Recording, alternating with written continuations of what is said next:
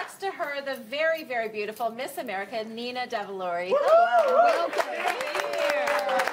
When you walked in this morning, I said, I'm so glad that you're wearing your crown. It makes us all feel... It does. It makes it official, well, right? I said one in Texas, you know. Exactly. Well, do you wear that all the time? You know, I don't. I don't wear it all the time. Like if you go to Denny's, do you go in? Do you go in with that crown on? Never have I been in a Denny's with this on. And I usually try to keep it off as much as I can, especially when I'm speaking, because I think it turns me into an object rather than a person, depending on the audience. So I like to keep it off, but I, put it on for, certain interviews and little girls as well. That's the part right. of the pageant that always makes me so terribly nervous when they announce the winner and put the crown on. You don't have time to secure it. Right. And then you have to walk. And I'm always so... Here we go. Oh my gosh. I'm so You don't happy look for you, but surprised nervous at at the same time. I know, it's so hard to put that moment into words. It's just such an out-of-body experience. It was a great moment. How much of your life was spent in the pageant world? Well, I competed for Miss New York twice and won my second time. Was actually second runner-up to the lovely lady crowning me, Mallory Hagan, who went on to win Miss America last year representing the state of New York. And when that happened, I just remember saying, I will never win Miss America now. What are the chances that, Miss New York will win 2 years in a row? And I guess the odds were in my favor this year. Yeah. But through this organization I started competing for scholarship money, and through this organization, I've won a little over $92,000 to put towards my education. That's great. Yeah, I graduated. And what are you going to do with it? I mean, I graduated debt-free from the University of Michigan. My degree was in brain behavior and cognitive science. And are there any Wolverines out there? Yeah, I'm sure there are. Awesome. And I will be putting the rest of my money, which I have about $62,000 left, towards my MBA, which I'll start in the fall of 2015. And then what are your career goals? What would you like to be doing? Well, this year has really kind of allowed me to develop my own sort of platform and niche within my career goals. And my platform this year is celebrating diversity through cultural competency. And I grew up with a lot of stereotypes and misconceptions about my culture and heritage. And which is, you're of Indian descent. The first Miss America, by the way, to be crowned of Indian descent. So that's exciting. Yeah, what were some of the such an misconceptions you grew up with? Well, I grew up in Ada, Oklahoma, actually. I was born in Syracuse, New York, but my family moved to Oklahoma when I was 4.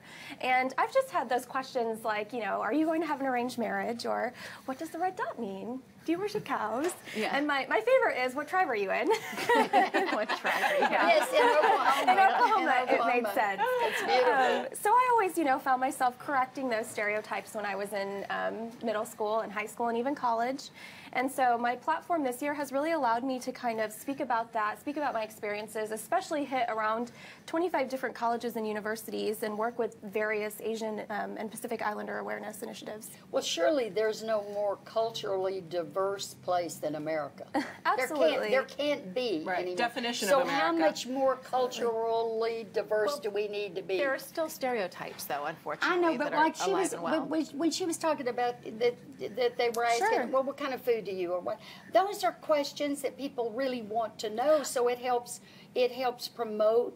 Absolutely. Your nationality. I'm so glad you said that. And I think what I love about my platform is that it's cultural competency. It's not about opening a discussion about race, because that hasn't necessarily proven to be effective, but really what I like to target is the younger generations and have programs in schools that I've started through the YWCA, and their mission was eliminating racism, empowering women. So we did an entire diversity day at a local elementary schools where children were taught, different dances, different instruments from various countries, tried different cuisines. And this is something that gets them engaged with hands-on activities. So they're actually, touching, feeling things, opposed to just sitting in a lecture and learning about something. And food has got to be one way to of really embrace. That always works. Yes, Absolutely. the culture. My kids go to a very, very diverse school, and I love when they will have an event like that and include the dancing, the performance, speeches, the food, because like you said, that's the way to really teach a child anyway, that there are a lot of different ways to live out there other than your own. And I love when they can start at a very young age just not knowing any differently. So, and I'm sure you agree, and I know that you are also an advocate for STEM, science, technology, engineering, math initiatives. which I also love and embrace, especially for my daughter. Tell us about that and why that's so important. So the Miss America organization has been working with STEM now for 3 years. Yeah. I'm the first Miss America to have a degree in that field, and I think it's just such a wonderful message, especially when I go into middle schools and high schools, to teach these young girls about what I'm doing not only as Miss America, but in my career as well, because oftentimes they think that, you know, you're Miss America forever. But that being said... Wouldn't that be nice? Yeah. And my message this year has really been to think outside the box of what STEM is, because I think we're often so confined into thinking, oh, doctor, engineer, computer programmer, whereas there's so many STEM-related fields that people don't necessarily think about. And this year, we have a cosmetic sponsor, Rain, and one of the things I was able to do was actually go into the lab and create my own lip gloss, which is something, you know, totally STEM-related. Yeah, something that every young girl can relate to, and just, you know, getting high schools and colleges to provide more resources to make more STEM fields available. I love that platform. Okay, when we come back, Nina's going to stick around. She's going to talk about fashion and how she stays looking amazing. I want all your tips, by the way. Because how old are you? 25. 25.